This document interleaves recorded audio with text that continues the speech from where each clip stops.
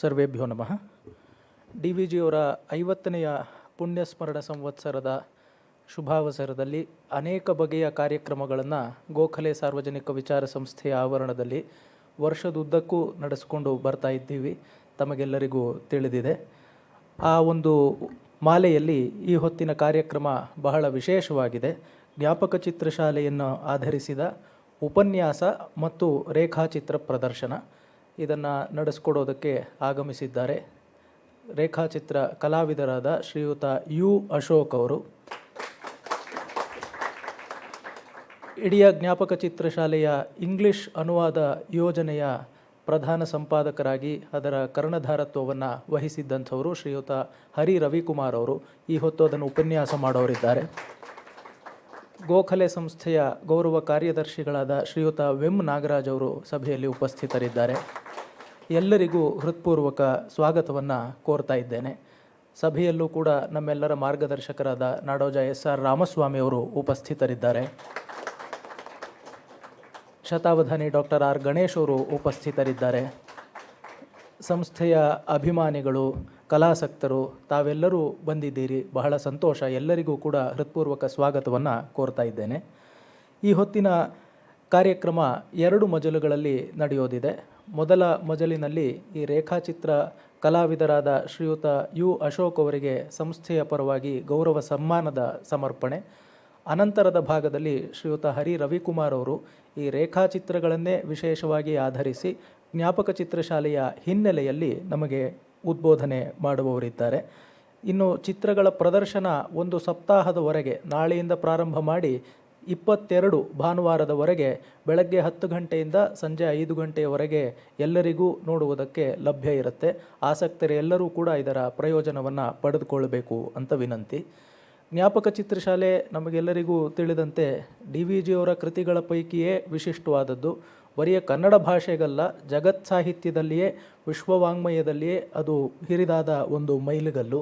ಇದನ್ನು ಅವರು ಸ್ಮೃತಿ ಚಿತ್ರಮಾಲೆಯಾಗಿ ರಚಿಸಿರುವ ವ್ಯಾಜದಲ್ಲಿ ಆ ಕಾಲದ ಇತಿಹಾಸ, ಸಂಸ್ಕೃತಿ, ಕಲೆ, ಸಾಹಿತ್ಯ, ರಾಜಕಾರಣ, ಶಿಕ್ಷಣ ವ್ಯವಸ್ಥೆ ಎಲ್ಲದರ ಮೇಲೂ ತಮ್ಮದೇ ವಿಶಿಷ್ಟವಾದ ಒಂದು ಬೆಳಕನ್ನು ಚೆಲ್ಲಿ ಅವರು ಉಪಕರಿಸಿದ್ದಾರೆ.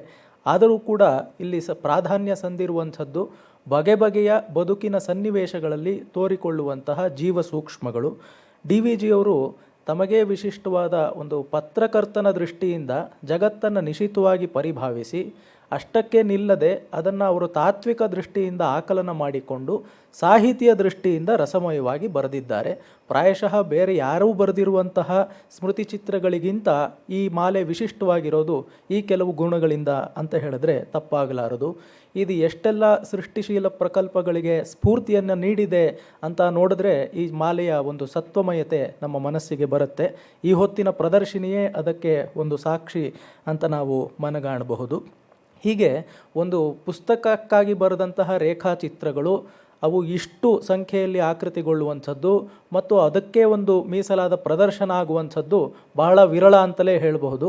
ಅಂತಹ ಒಂದು ವಿರಳ ಸನ್ನಿವೇಶಕ್ಕೆ ನಾವೆಲ್ಲರೂ ಸಾಕ್ಷಿಗಳಾಗಿದ್ದೇವೆ. ಶ್ರೀಯುತ ಅಶೋಕ್ ಅವರು ಈ ಎಲ್ಲ ಸ್ಮೃತಿ ಚಿತ್ರದ ಮಾಲೆಗಳನ್ನು ಕೂಡ ಬಹಳ ಆಸ್ಥೆ ಇರಿಸಿ ಓದಿ ಅನಂತರ ಅದನ್ನೆಲ್ಲ ಮನಸ್ಸಿಗೆ ತಂದುಕೊಂಡು ರಚಿಸಿರುವಂತಹ ಚಿತ್ರಗಳಿರಾಗಿರೋದ್ರಿಂದ ನಮಗೆಲ್ಲರಿಗೂ ಕೂಡ ಅದನ್ನು ನೋಡಿದ ಕೂಡಲೇ ಅಷ್ಟು ಆಕರ್ಷಣೆ ಉಂಟಾಗುತ್ತೆ. ಸಾಮಾನ್ಯವಾಗಿ ಕಲಾವಿದರಿಗೆ ಓದಿನ ಹವ್ಯಾಸ ಇರುವಂಥದ್ದು ವಿರಳ. ಆದರೆ ಇವರು ಎಷ್ಟೋ ಸಂಪುಟಗಳನ್ನು 1 ಬಾರಿ ಅಲ್ಲ 2 ಬಾರಿ ಹಲವಾರು ಬಾರಿ ಅವುಗಳನ್ನು ಓದಿ ಆ ಭಾವಗಳನ್ನು ಮನಸ್ಸಿಗೆ ತಂದುಕೊಂಡು ರೇಖಾಚಿತ್ರಗಳನ್ನು ರಚಿಸಿದ್ದಾರೆ. ಕೆನ್ ಸ್ಕೂಲ್ ಆಫ್ ಆರ್ಟಿನ ವಿದ್ಯಾರ್ಥಿಯಾಗಿ ಅವರು ಕಲೆಯ ನಾನಾ ಪ್ರಕಾರಗಳಲ್ಲಿ ಪಟುಹಸ್ತರಾಗಿದ್ದಾರೆ. ರೇಖಾಚಿತ್ರಗಳು ಮಾತ್ರವಲ್ಲದೆ ಅವರು ವಾಟರ್ ಕಲರ್ಸ್ ಪೇಂಟಿಂಗ್ ಅದನ್ನೆಲ್ಲ ಮಾಡ್ತಾರೆ. ವಿಶೇಷವಾಗಿ ಮ್ಯೂರಲ್ ರೀತಿಯ ರಚನೆಗಳಲ್ಲಿ ಅವರಿಗೆ ತಜ್ಞತೆ ಏರ್ಪಟ್ಟಿದೆ. ಸರ್ಕಾರದ ಹಲವಾರು ಯೋಜನೆಗಳಿಗೂ ಕೂಡ ಅವರು ತಮ್ಮ ಕಲೆಯ ಮೂಲಕ ಜೀವವನ್ನು ತುಂಬಿದ್ದಾರೆ. ಮತ್ತು ಕಲಾವಿದರಾಗಿ ಅವರು ಸ್ವತಂತ್ರವಾಗಿ ರೂಪಣೆ ಮಾಡುವುದಲ್ಲದೆ ಅನೇಕ ಜನ ವಿದ್ಯಾರ್ಥಿಗಳನ್ನು ಕೂಡ ಅವರು ತಮ್ಮ ಮನೆಯಲ್ಲಿಯೇ ಪಾಠವನ್ನು ಹೇಳಿ ಆ ಒಂದು ಕಲಾ ವಾರಸಿಕೆಯನ್ನು ಮುಂದುವರಿಸ್ತಾ ಇದ್ದಾರೆ. ಅವರು ಇಷ್ಟು ಆಸ್ಥೆ ವಹಿಸಿ DVG ಅವ್ರಿಗೆ ಬಹಳ ಇಷ್ಟವಾಗಿರುವಂಥದ್ದು ಪುಸ್ತಕಗಳಿಗೆ ಚಿತ್ರಗಳಿಂದ ಅಲಂಕಾರ ಮಾಡುವಂಥದ್ದು. ಹೀಗಾಗಿ ಈ ಹೊತ್ತಿನ ಕಾರ್ಯಕ್ರಮ ಅವರಿಗೆ ಬಹಳ ಪ್ರಿಯವಾದದ್ದು ಅಂತ ಹೇಳಬಹುದು. ಎಲ್ಲರ ಪರವಾಗಿ ಅಶೋಕ್ ಅವರಿಗೆ ನಾನು ಧನ್ಯವಾದಗಳನ್ನು ತಿಳಿಸ್ತಾ ಇದ್ದೇನೆ. ಇದು DVG ಅವರ 50ನೆಯ ಪುಣ್ಯಸ್ಮರಣದ ಸಂದರ್ಭದಲ್ಲಿ ನಡೀತಾ ಇರೋದು ಕೂಡ ಬಹಳ ಅರ್ಥಪೂರ್ಣವಾಗಿದೆ. ಇದಕ್ಕೆ ಎಲ್ಲರಿಗೂ ಮತ್ತೊಮ್ಮೆ ಧನ್ಯವಾದವನ್ನು ಹೇಳ್ತಾ ಈ ಹೊತ್ತಿನ ಪ್ರಮುಖ ಕಲಾಪ ಕಲಾವಿದರಿಗೆ ಗೌರವ ಸಮರ್ಪಣೆ, ಇದನ್ನು ವೇದಿಕೆ ಮೇಲಿರುವಂತಹ ಎಲ್ಲರೂ ದಯಮಾಡಿ ನಡೆಸ್ಕೊಡ್ಬೇಕು ಅಂತ ಪ್ರಾರ್ಥನೆ ಮಾಡ್ತೇನೆ.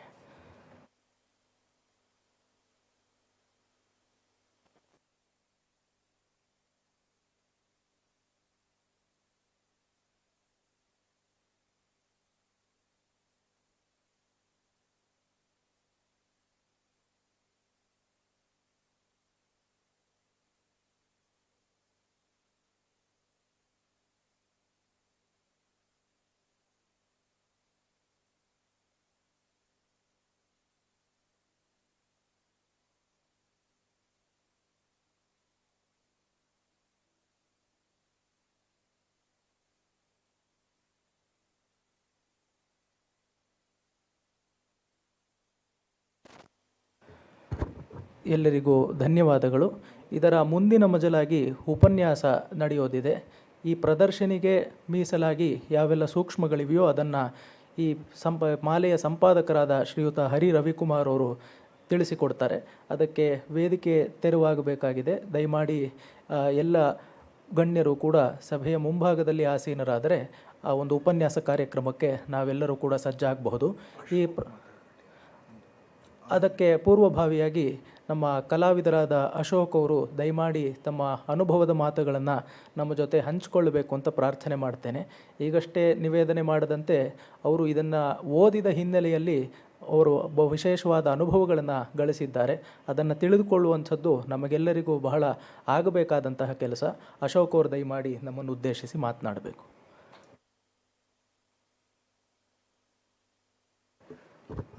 ಎಲ್ರಿಗೂ ನಮಸ್ಕಾರ. ನಾವು ಸ್ವಲ್ಪ ಮಾತು ಕಡಿಮೆ ಕಲಾವಿದರಾಗಿ, ಆದರೂ ಒಂದಷ್ಟು ಅನುಭವಗಳನ್ನು ಈ ಪುಸ್ತಕಗಳ DVG ಅವರ ಈ ಪುಸ್ತಕಗಳಲ್ಲಿ ನಾನು ಓದಿದ ಚಿತ್ರಗಳು ಏನಿದೆ ಅದು ಇಷ್ಟು ಸುಂದರವಾಗಿ ಬರಲು ಕಾರಣ ಹರಿಯವರೇ ಅಂತಲೇ ಹೇಳ್ಬೋದು. ನಾನು ಕಾರಣ ಇಷ್ಟೇ, ಸಮಯ ಕೊಟ್ಟಿರೋದ್ರಿಂದ ನಮಗೆ ಒಳ್ಳೆಯ ಚಿತ್ರಗಳು ಬರೋಕ್ಕೆ ಸಾಧ್ಯ ಆಯಿತು. ಎರಡನೇದು ಮುಖ್ಯ ಕಾರಣ ಏನು ಅಂದರೆ, ಒಬ್ಬ ಮನುಷ್ಯ ತನ್ನ ಜರ್ನಿಯಲ್ಲಿ ಒಂದು ಮುಖ್ಯ ದಾರಿಗೆ ಸೇರಬೇಕಂದ್ರೆ ಅದರ ಪ್ರಯಾಣ ಹೇಗಿರುತ್ತೆ ಅನ್ನೋದಕ್ಕೆ DVG ಅವರ ಪುಸ್ತಕಗಳಲ್ಲಿ ಪ್ರತಿಯೊಂದು ಕಥೆಗಳು, ವ್ಯಕ್ತಿತ್ವಗಳು, ರಾಜಕೀಯ ಮತ್ತು ಕಲೆ, ಸಂಗೀತ ಎಲ್ಲದ್ರ ಬಗ್ಗೆ ಭಾಳ ವಿವರವಾಗಿ ಇದೆ. ಅದು ನನ್ನ ಪ್ರಯಾಣದ ಒಂದು ದಾರಿ ಕೂಡ ನನಗೆ ಈ ಪುಸ್ತಕಗಳಲ್ಲಿ ಸಿಕ್ತು. ಹಾಗಾಗಿ ಇದು ತುಂಬ ಆಸಕ್ತಿಯಿಂದ ಓದಿ ಒಂದು ಚಿತ್ರಕ್ಕೆ 3-4 ದಿನ ಸಮಯ ತೊಗೊಂಡೆ ನಾನು. ಅದಕ್ಕೆ ಅವ್ರು ಸಮಯ ಕೊಟ್ಟರು ಹರಿಯವರು, ಅದಕ್ಕೆ ತುಂಬ ಥ್ಯಾಂಕ್ಸ್ ಹೇಳ್ಬೇಕು ನಾನು. ಯಾಕೆಂದರೆ ಈ ಇತ್ತೀಚಿನ ದಿನಗಳಲ್ಲಿ ಬೆಳಗ್ಗೆ ಕೊಟ್ಟರೆ ಸಾಯಂಕಾಲ ಒಳಗಡೆ ಡ್ರಾಯಿಂಗ್ ಕೊಡಿ ಅಂತ ಕೇಳ್ತಾರೆ. ಸೊ ಹಾಗಾಗಿ ನಮಗೆ ಕಷ್ಟ ಆಗುತ್ತೆ. ಒಂದು ಕಥೆಯನ್ನು ಓದಿದರೆ ಕನಿಷ್ಠ 3 ದಿನ ನಾನು ಸಮಯ ತೊಗೊಳ್ತೀನಿ. ಅದಕ್ಕೆ ಹೇಗೆ ಮಾಡಿದರೆ ಆ ಕೃತಿ ಚೆನ್ನಾಗಿ ಬರುತ್ತೆ, ಓದಿಗೆ ಪೂರ್ವಕವಾಗಿ ಓದುಗರನ್ನು ಮತ್ತಷ್ಟು ಆಲೋಚನೆಗೆ ಒಡ್ಡುವಂಥ ಕೆಲಸ ಆಗಬೇಕು. ಚಿತ್ರ ಮತ್ತು ಓದು ಎರಡೂ ಮುಖ್ಯ ಆಗುತ್ತೆ. ಆ ಕಾರಣದಿಂದ ನಾನು ಸ್ವಲ್ಪ ಸಮಯ ತೊಗೊಂಡು ಮಾಡಿದೆ. ಅದಕ್ಕೆ ಅವರು ಭಾಳ ಅವಕಾಶ ಕೊಟ್ಟರು. ಅದಕ್ಕೆ ತುಂಬ ಧನ್ಯವಾದಗಳು ಹರಿಯವರಿಗೆ. ಮತ್ತು ಇಡೀ ನನ್ನ ಕಲಾ ಪ್ರಯಾಣದಲ್ಲಿ ಇದೊಂದು ಮೈಲುಗಲ್ಲು ರೇಖಾಚಿತ್ರ. ನನಗೆ ರೇಖಾಚಿತ್ರ ತುಂಬ ಆಸಕ್ತಿ ಇತ್ತು. ಸೊ ನಾವಾಗಿ ರೇಖಾಚಿತ್ರಗಳನ್ನ ಬರೆಯೋಕ್ಕೆ ಸ್ವಲ್ಪ ಟೈಮ್ ತೊಗೋಬೋದು. ಆದರೆ ಒಂದು ಉದ್ದೇಶ ಬಂದಿದೆ, ಒಂದು ಸಂಕಲ್ಪ ಆಗಿದೆ, ಅದಕ್ಕೆ ನಾವು ಕೆಲಸ ಮಾಡಬೇಕು ಅಂತ ಅಂದಾಗ ನಮ್ಮ ವ್ಯಕ್ತಿತ್ವ ಮತ್ತಷ್ಟು ಓಪನ್ ಅಪ್ ಆಗುತ್ತೆ ನಮಗೆ. ಅಂಥ ಒಂದು ಸಮಯ ನನಗೆ ಈ ಪುಸ್ತಕದಿಂದ ಸಿಕ್ತು ಅಂತ ಹೇಳ್ಬೋದು. 14ನೇ ಶತಮಾನದಲ್ಲಿ ರೋಮ್ ಮತ್ತು ಗ್ರೀಸ್ ಮತ್ತು ಯುರೋಪಿಯನ್ ಆಡಳಿತದಿಂದ ಮುಕ್ತವಾಗಿ ತನ್ನ ಹಳೆಯ ಸಂಸ್ಕೃತಿಯನ್ನು ಮತ್ತೆ ರೂಢಿಗೊಳಿಸ್ಕೊಳ್ಳೋಕ್ಕೆ ಲಿಯೋನಾರ್ಡೋ ವಿಂಚಿ ಅವರು ಒಂದು ಮಾತು ಹೇಳ್ತಾರೆ. ಸಾಹಿತ್ಯ ಇಲ್ಲಿವರೆಗೂ ಇದೆ, ಸಾಹಿತ್ಯ ಮುಖ್ಯ, ಬೇರೆ ಕಲೆಗಳು ಕೂಡ ಪ್ರಶಂಸೆಗೆ ಬರಬೇಕು ಅಂತ ಒಂದು ಮಾತು ಹೇಳ್ತಾರೆ ಲಿಯನಾರ್ಡೋ ವಿಂಚಿ. ಇದು ಲಲಿತ ಕಲೆಗಳು. ಆಮೇಲೆ ನಂತರದ ದಿನಗಳಲ್ಲಿ ಅದು ನಿಮ್ಗೆ ಗೊತ್ತಿರೋ ಹಾಗೆ ಕಲೆಗಳು, ಲಲಿತ ಕಲೆಗಳು ಪ್ರಕಾರವಾಗಿ ಬೆಳೀತಾ ಬಂತು. ಆದರೆ ಸಾಹಿತ್ಯ ಭಾಳ ಮುಖ್ಯವಾದದ್ದು. ಅದು ಎಲ್ಲ ಸಮುದಾಯಕ್ಕೂ, ಎಲ್ಲ ಮನುಷ್ಯನಿಗೂ, ವಿದ್ಯೆ ಗೊತ್ತಿರೋ ಎಲ್ಲ ವ್ಯಕ್ತಿಗೂ ಒಂದು ಒಳ್ಳೆಯ ಅನುಸಂಧಾನ ಆಗುತ್ತೆ. ಅದು ಆಗ ಮಾತ್ರ ಯಾವುದೇ ಕಲೆ ಆಗಲಿ, ಯಾವುದೇ ವಿಷಯ ಆಗಲಿ, ಅದು ಅಭಿವೃದ್ಧಿ ಹೊಂದಕ್ಕೆ ಸಾಧ್ಯತೆ ಪಡ್ಕೊಳ್ಳುತ್ತೆ ಅಂತ ನನ್ನ ಅನಿಸಿಕೆ. DVG ಅವರ ಈ ಪುಸ್ತಕಗಳಲ್ಲಿ ಎಷ್ಟು ಕಥೆಗಳು ಅಂದರೆ, ನಾವು ಎಷ್ಟು ಜೀವನದ ಧಾವಂತಕ್ಕೆ ನಾವು ಓಡ್ತಾ, ನಮ್ಮ ಬದುಕು, ಸಂಸಾರ, ಸಂಬಂಧಗಳು ಎಲ್ಲವನ್ನು ಕಟ್ಕೊಂಡು ಓಡುವಾಗ ತುಂಬ ಧಾವಂತದಲ್ಲಿ ಓಡ್ತಾ ಇರ್ತೀವಿ. ಆದರೆ ಈ ಎಲ್ಲ ಪುಸ್ತಕಗಳನ್ನ ಓದಿ ಮುಗಿಸಿದ ಮೇಲೆ ನನಗೆ ಅನಿಸಿದೆ ಅಂದರೆ, ಒಂದು ಹತ್ರ ನಿಂತ್ಕೋಬೇಕು, ಮೊದಲು ಶಾಂತಿಯಾಗಿ ನಿಂತ್ಕೋಬೇಕು, ಸಮಾಧಾನವಾಗಿ ನಿಂತ್ಕೋಬೇಕು. ಬಿಕಾಸ್ ಅವರು ಆ ವಿಷಯಗಳು ಹಂಗಿದೆ, ಅದರಲ್ಲಿರೋವಂಥ ವಿಷಯಗಳು. ಒಬ್ಬ ಪೋಸ್ಟ್ಮನ್ ಏನು ಕೆಲಸ ಮಾಡ್ತಾನೆ ಅಲ್ಲಿ ಸಮುದಾಯಕ್ಕೆ ಸಂಬಂಧಪಟ್ಟಾಗೆ ಎಷ್ಟು ಕಷ್ಟ ಇರುತ್ತೆ ಅವ್ರಿಗೆ. ಅಂದರೆ ಪೋಸ್ಟ್ಮನ್ ಕೆಲಸ ಏನು ಅಷ್ಟು ಸೊಗಸಾಗಿ ಬರೆದಿದ್ದಾರೆ. ನನಗೆ ವರ್ಣನೆ ಮಾಡೋಕ್ಕೆ ಬರ್ತಾಯಿಲ್ಲ, ಬಟ್ ಅದು ಓದಿರೋದ್ರಿಂದ ನನಗೆ ಹೇಳ್ತೀನಿ.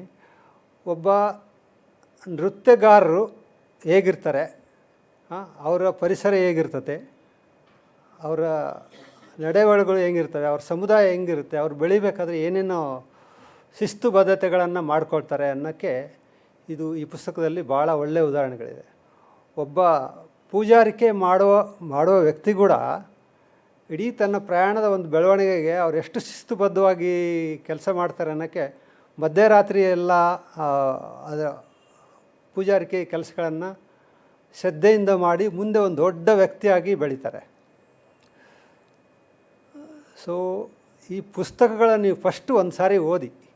ಇದಕ್ಕೆ ಪ್ರಾಮಾಣಿಕವಾಗಿ ನಾನು ಚಿತ್ರ ಮಾಡಿದ್ದೀನಿ, ಅದಕ್ಕೆ ಸಂಸ್ಥೆ ಸಂಭಾವನೆಯೂ ಕೊಟ್ಟಿದೆ, ಜೊತೆಗೆ ಸಮಯ ಕೊಟ್ಟಿದೆ. ಇದು ಒಂದು ಒಳ್ಳೆಯ ಸಂಕಲ್ಪದ ಕೆಲಸ ಆಗಿದೆ ಅಂತ ನಾನು ಭಾವಿಸ್ತೀನಿ. ಮತ್ತೇನಾದ್ರು ತಪ್ಪಾಗಿದ್ದಲ್ಲಿ, ಅಂದರೆ ಈ ಜರ್ನಿಯಲ್ಲಿ ಸ್ವಲ್ಪ ಲೇಟ್ ಆಗಿದ್ದಕ್ಕೆ ಕ್ಷಮೆ ಇರಲಿ ನಮ್ಮ ಕಡೆಯಿಂದ.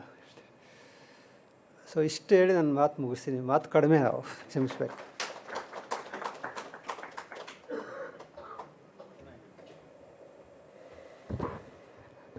ಮಾತು ಕಡಿಮೆ ಆದರೂ ಸಾರವತ್ತಾಗಿತ್ತು. ಮಿತಂಚ ಸಾರಂಚ ವಚೋ ಹಿ ವಾಗ್ಮಿತ ಅಂತ ಹೇಳ್ತಾರೆ. ಅವರು ಓದಿಗೂ ಕೂಡ ಮತ್ತು ಈ ಚಿತ್ರಕಲೆಯ ಬೆಳವಣಿಗೆಗೂ ಇರುವಂತಹ ಪಾರಸ್ಪರ್ಯವನ್ನು ಚುಟುಕಾಗಿ ಆದರೂ ಬಹಳ ಸೊಗಸಾಗಿ ವಿವರಿಸಿದರು. ಇಂತಹ ಕಲಾವಿದರ ಸಂತತಿ ಸಾವಿರವಾಗಲಿ ಅಂತ ನಾವಾದರೂ ಆಶಿಸಬೇಕು. ಮತ್ತೊಮ್ಮೆ ಅಶೋಕ್ ಅವರಿಗೆ ಧನ್ಯವಾದಗಳನ್ನು ತಿಳಿಸ್ತಾ ಇದ್ದೇನೆ.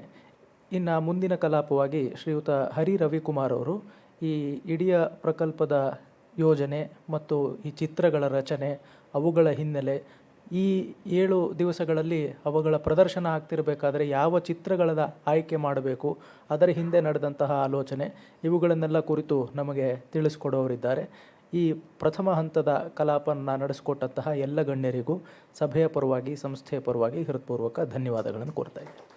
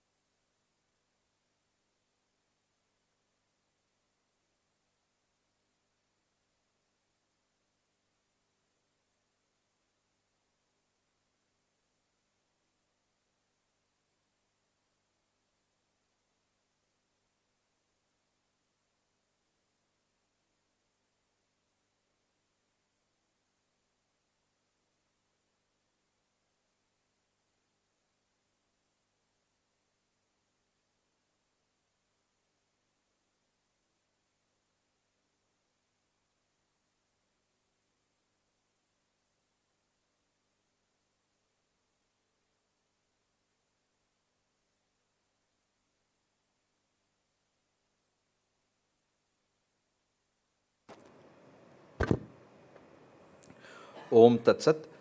Yellarigu namaskara. Good evening, friends. It's a great pleasure and privilege to be here addressing you after the completion of the 8 volumes and which has been in circulation for the last year and a half. First of all, I'd like to express my thanks to the Gokhale Institute of Public Affairs for being so kind as to accommodate my request of having an art exhibition of the sketches from the Art Gallery of Memories. It is even more special that they have accommodated it during the 50th year of DVG's Punyatithi. Also, my heartfelt thanks to Nadoja Dr. S.R. Ramaswamy and Shatabdhani Dr. R. Ganesh for guiding us at every step from the time from the inception stage, the idea stage, until the completion, and even afterwards, they have been guiding us. And of course, Rekhachitrapradarshana published these volumes, and also we are bringing this art exhibition along with the Gokhale Institute and the Praharsha publications. So my heartfelt thanks to everybody who have been involved in this. I've had the good fortune of speaking about the Jnapakachitrashaale of D.V. Gundappa in this very august platform over, I think, 10 episodes in great detail, starting from the time when in 2019, when the Institute celebrated its Platinum Jubilee. The first 3 volumes were released by Sri Narasimharaja, and on that occasion also I had the chance to say a few words about the Art Gallery of Memories. So anything I say might be redundant and superfluous, so I have to be very careful because everything is there on YouTube and I will be accused of Punarukti Dosha. But for the sake of completion, I must say a few words about the Art Gallery of Memories. This is what can be called a modern epic or a prose poem, a poetry written in prose by D.V. Gundappa, the legendary polymath from Karnataka. Of course, we all know that his great work Mankutimana Kagga did not get a Jnanapita Prashasti. At least these series of volumes should have got Jnanapita Prashasti when after the institution, because the Jnanapita Prize was instituted in 1961. Kagga came out in 43. So one can say that, well, it was an old work and therefore it was not considered and so forth. But this came out very much in the years between 69 and 75 when they were giving out the Jnanapita Prashasti. Today, of course, they are giving it to all and sundry. That's a different matter. But this is such a remarkable work spanning 8 volumes and almost 1.5 centuries of the public life in old Mysore kingdom. The 8-volume work begins with, in a sense, Swami Abhedanandaji Maharaj, and an ascetic, one of the direct disciples of Ramakrishna Paramahamsa, and moves on quickly to public figures and artists and literators and the great divans of Mysore, several Vedic scholars and so forth. And finally, the ending of the great epic of DVG is with an elderly couple who are overcome with material poverty but who have transcended all the travails of old age, sickness, pain, sorrow and imminent death with their love and affection for one another. So if you see the vast gamut of this prose poem, it is definitely a modern epic. In fact, if we look at what Dr. V.S. Suktankar, the editor of the critical edition of the Mahabharata, says about epics in his very famous lecture series on the meaning of the Mahabharata, he says the value to us of a work of art or literature depends, I think, primarily on 2 factors. Firstly, the intensity with which we are transported to a new world, and secondly, the nature of the world to which we are transported. So when we read the volumes of the Art Gallery of Memories, we are transported to a different world with great intensity. And what kind of a world is this? It is a world which is far superior to ours. Because if you are going to write something which is just parroting the world around us, that does not become poetry, that does not become art. It becomes a news report. But when you write about a world that is so much superior and which is so sublime, and when it takes us with such intensity that we forget our surroundings for that period of time, like what Ashok was mentioning, we are running in our daily lives. But this gives us pause, this gives us a little break into a different, almost like a different dimension for the period of time that we are reading the epic. So when we look at Suktankar's definition, definitely the 8-volume Jnapakachitrashaale counts as an epic. Now these works, the first volume was started in the early 50s. Of course, Dr. Ramaswamy has mentioned about the genesis of this work on multiple occasions. V. Sitaramaya and even SRR many times used to request DVG to write about some of the great personalities, because during casual conversations, he would speak about so many people with so much of verve and enthusiasm that they all felt it would be a crime to let it go away, and if it is not recorded for posterity. Finally, he made up his mind, and in the early 50s, these started coming as articles in Janapragati. When DVG saw the response from the people, from the readers, he was very motivated, because I think he also had felt, who is going to read all these things? It may be only useful for a small set of people who are, SRR and DRV and Rama Chaitanya. Some 4-5 people are enjoying it, but what about the rest of the world? But when he saw that the rest of the world also was gobbling up this remarkable memoirs of DVG, he was possibly motivated, and then it flowed like a flood of emotions and memories, and it came out in 8 volumes. These were published between the years 1969. This is the first volume came in 69, and the last volume, if I remember correctly, came out in 1977, 2 years after the death of DVG. Now, although these were published in Kannada and these were hugely popular, the first English translation appeared only in 2019 in an organized way. There is one exception to this which we found out during the course of working on the translation. I think in the 90s, there was a reprint of Professor M. Hiriyanna's art experience, and Kapila Vachayana had requested H.Y. Sharda Prasad to write something about Hiriyanna, and he said, there is nothing I can write that is better than what DVG is already written. So what he did was he selected portions of the essay that DVG wrote in the 7th volume about Professor Hiriyanna and translated it. And we were very fortunate that we could use the same translation. I had correspondence with his son, Professor Sanjeev Prasad, who is Professor at IIT Delhi, and very graciously he granted us permission. So we printed that as it is, with of course few things which he had omitted because of the contextual nature of those segments. I had translated and put in the 7th volume.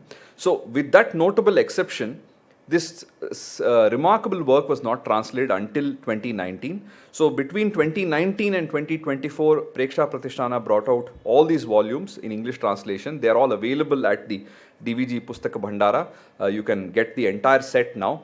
Earlier we had only the first few volumes available. Now the whole set is available. So people who are interested can pick it up. Now, as we were going about this process of English translation, initially there was, I had done a few translations, I think my friend Sandeep had done a few translations, but the kind of interest that came from the larger Preksha community was so much that we practically had to crowdsource the translation, because everybody was interested to be a part of this. And in a period of about 7 years, 50 translators came together to bring out this work. So it is in line with what DVG would have liked. I think I had mentioned earlier also, there was once a occasion when I think Kanchi Mahaperiva wanted to start a Vedic Patashala, and some rich businessman said, you tell me, Periva, how much it's going to cost, I can just bear the entire cost. He said, I don't want that kind of funding. I want people to support it. Even if people give 5 rupees, 1 rupee, 10 paisa, it will be support, it will be generated by the people. DVG's thinking was also very similar. He did not... Yeah. So in the Ramashila of Ayodhya also, if you see, everybody participated. And DVG's thinking also was very similar, that he would rather have 25 people give 1 rupee each, rather than one rich businessman writing a check for 40 rupees or 100 rupees or whatever. So similarly, instead of one person sitting and doing the entire translation, 50 people came together, and all their ideas and their experiences and wisdom come together. Not only that, because so many people have translated, their family become enthusiastic about it, their children, their friends, oh, my friend has translated, oh, my cousin has done this work, and it becomes more infectious. In fact, in this very audience, we have Professor Vedavyas has translated some episode, Kashyap has translated, Shashikiran has translated. So we have so many people who have translated and who constantly talk about this work. Now, in the first, when DVG brought out these volumes, it was a very difficult thing to find photographs for some of these artists. Some of these personalities and portraits. And who better than Dr. S.R. Ramaswamy knows the difficulties of getting, and he has toiled so much to find the right photographs, and many times it is not available. And sometimes you'll go request the people and they will say, yes, yes, I will give it to you, and they will not respond after some time. So despite all the obstacles, they are able to get at least some photographs for the initial volumes.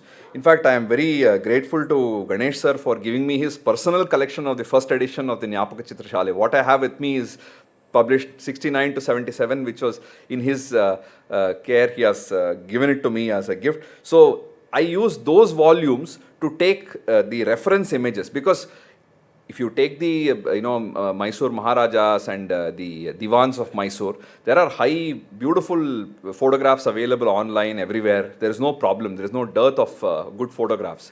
But DVG himself, there are only limited photographs available. If you go online and search, there are about 10 photographs, and typically it will be when DVG was, I think, 85 years or something like that. Young DVG, very, very rare to find these photographs.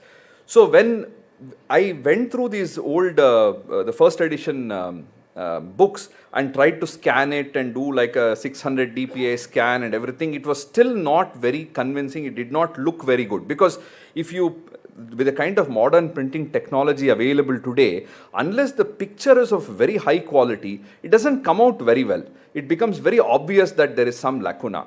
So therefore, I was wondering what to do, because it is definitely easier and cheaper and faster to just scan a high quality photograph or get something off the internet and put it.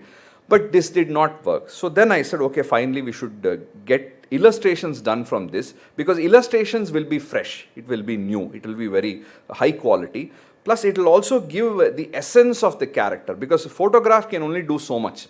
Whereas illustration can give life to portrait, can give life to landscape. So then, of course, I know Ashok for many years. He's an old friend. So I said, let us do this. Is it possible to do this? But I said it's very important you have to read the books.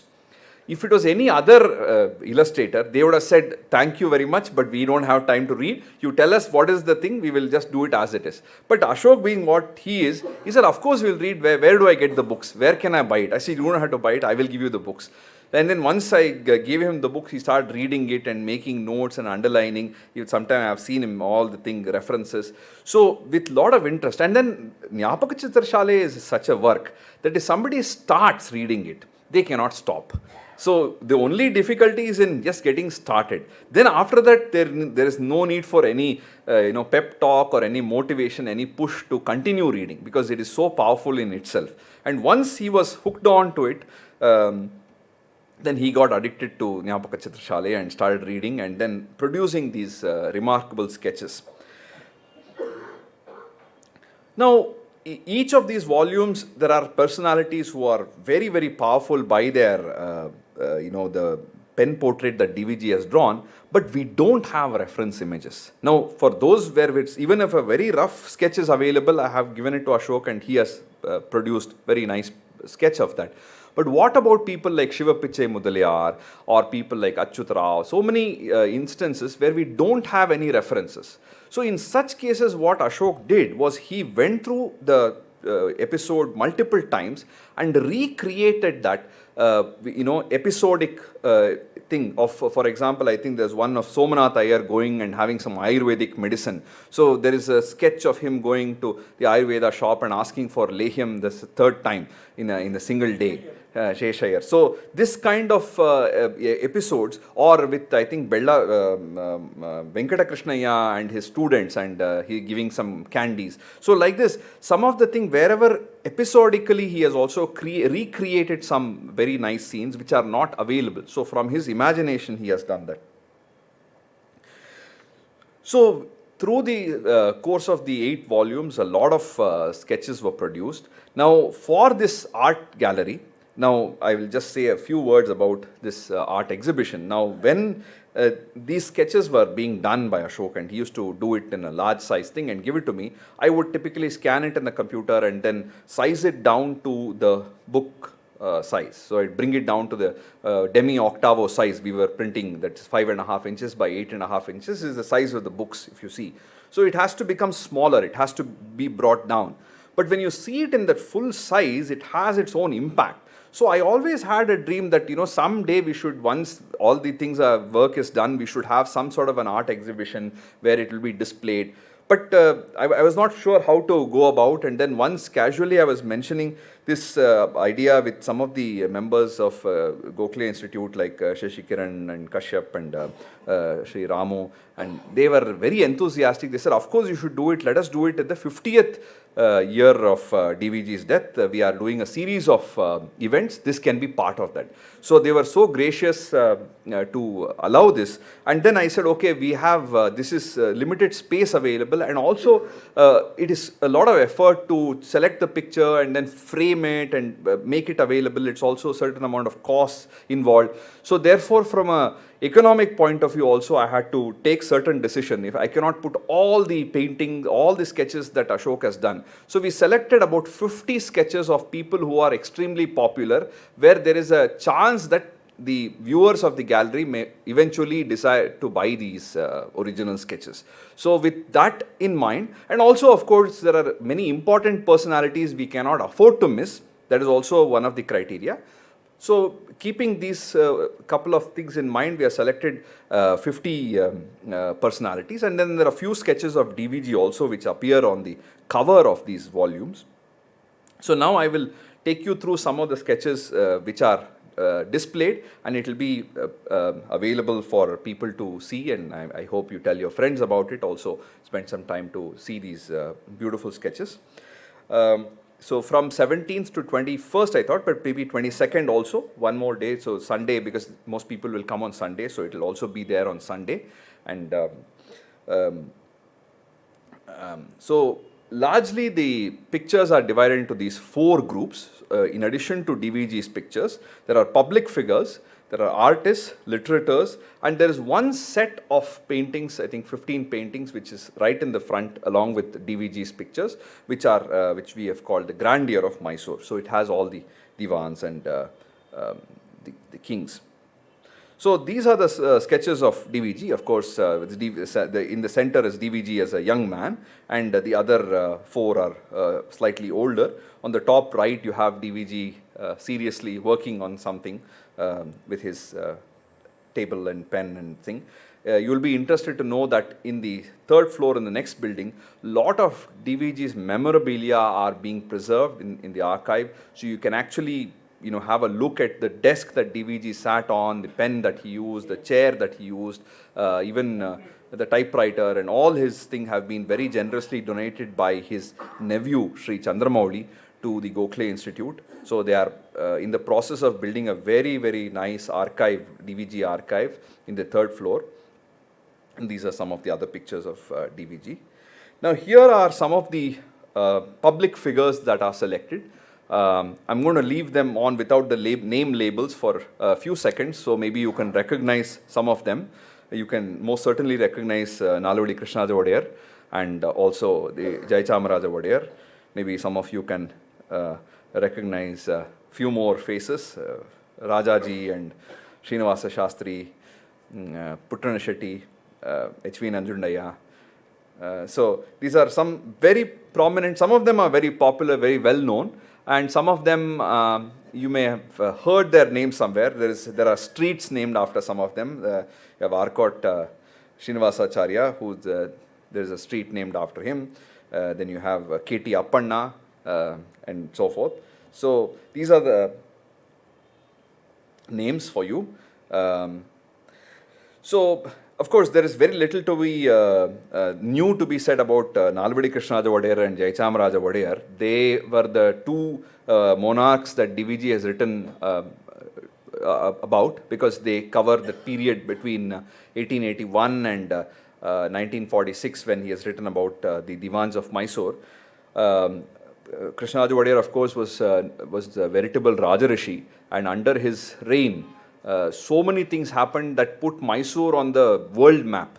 So today, if we are in, we have so much of technology and everything in Bengaluru and Mysore, this part of the world, including, IASC and so many things, it is because of the vision of Krishnaraja Wadiyar and the Divans who worked under him. And Jayachamaraja Wadiyar was also a remarkable king who later became the governor of the state. Venkata known as the grand old man of Mysore, or Mysore Tataya, was a sort of guru to DVG in journalism. He was a very well-known journalist. There's a very beautiful episode about him in the 7th volume, I think, or the 6th volume, sorry. 6th volume, where he talks about the kind of dedication Venkata had. There is one particular episode that is very, stays in our head when we read. His son dies in an accident, and when he is going to the funeral, going to the cemetery, he suddenly remembers that the day's editorial has not been written. So you can see the kind of commitment to work. So he goes back and finishes writing the editorial, sends it for composition, and then goes to finish the last rites of his son. So this is a kind of commitment. Then H.V. Nanjundaya is the person responsible for the Mysore University. He, when Vishveshwaraya became the Diwan, he made Nanjundaya the first Vice Chancellor of the Mysore University, and Nanjundaya was a person who had a great grasp of talented people. So in the Ramayana, one of the epithets of Rama is Purusha Saragna. What Valmiki says, that he's able to identify the best in people, he's able to identify the talents of people. So Nanjundaya was one such person who brought people from Bengal, from all over the country, to build the Mysore University and make it what it became. And it had some of the most remarkable scholars of their time teaching different subjects. Then K.P. Puttana Chetty, of course, we know him because of the town hall. Bangalore Town Hall is K.P. Puttana Chetty, and he was a council member, also a very great philanthropist. Mandi Haryana, probably many people may not know, but he was also a philanthropist. He was having his own business, and to the extent that any decision to be taken in that Akkipete, Chickpete, all the traders, whenever somebody says we should do a strike or we should do something, everybody will defer to Mandi Haryana. Ask him what he says. If his sir says we will do a strike, we will do a strike. If sir says don't do strike, we will not. So that is the kind of strength that he had.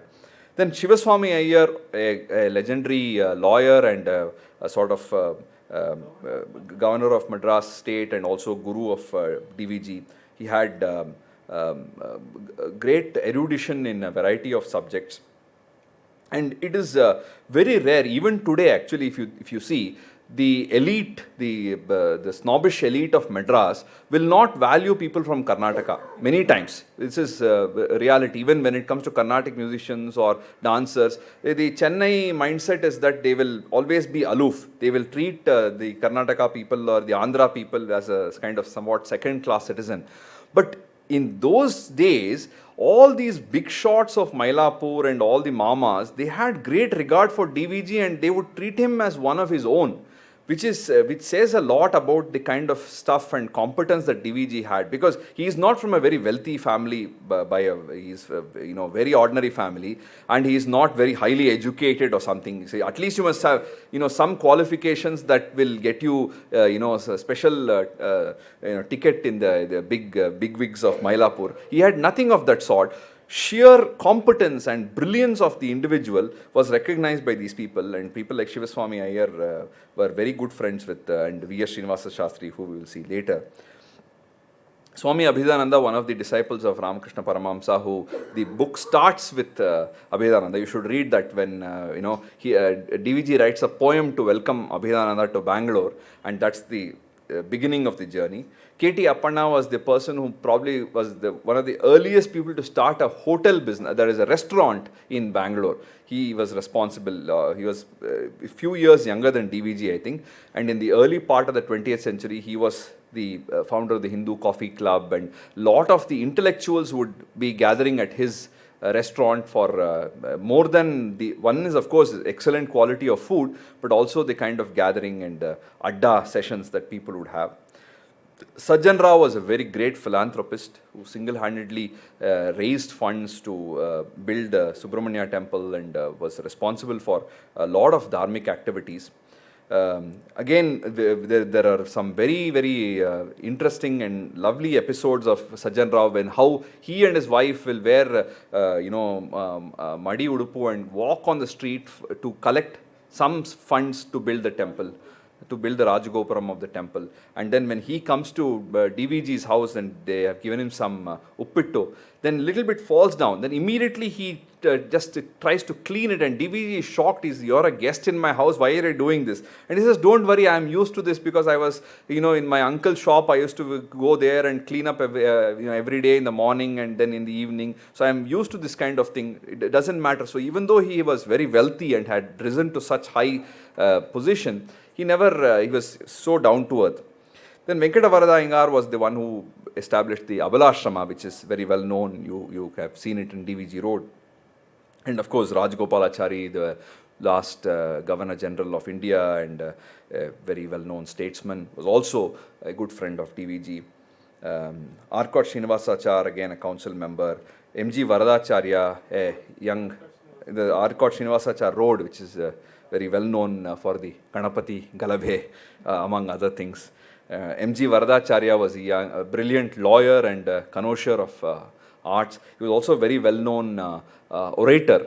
Once there is this episode where he talks about Romesh Chandra Dutt coming to Bangalore and presiding over some lecture which was extremely boring, and people, instead of when they wanted to listen to R.C. Dutt speak, but they got to listen to some history professor giving all the facts and figures and extremely dry talk. The next day they invited M.G. Varadacharya. So then Varadacharya started by saying, the weather of Bangalore is so nice, the climate is so good.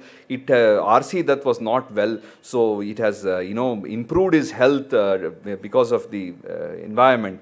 But in Bangalore, there's a hunger for knowledge, and he's got the wealth of knowledge, so he can repay us for the good health we have given him, and speaks like this for about 10 minutes and gives the entire floor to that to speak for an hour. So everybody were very satisfied. So that Auchitya and also the Hasya Pragne this Varadacharya had. Another interesting thing when DVG writes, and he was a very good friend of Varadacharya and also a neighbor.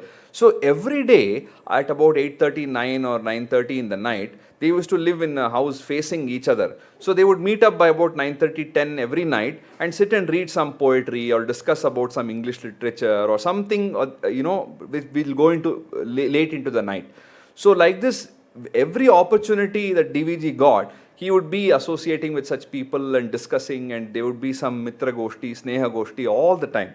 So Varadacharya was one such person. Alasinga Perumal is again a very popular figure who was a disciple of Vivekananda, but in the series he is mentioned in a couple of places. He is not having a major part, but since he is a popular figure, I thought it will be good to include him. V.S. Srinivasa Shastri, the Right Honorable V.S. Srinivasa Shastri, was also a kind of political guru for DVG, and he was the one of the important people of the Servants of India Society, and that's how DVG also got into this liberal group, liberal way of thinking.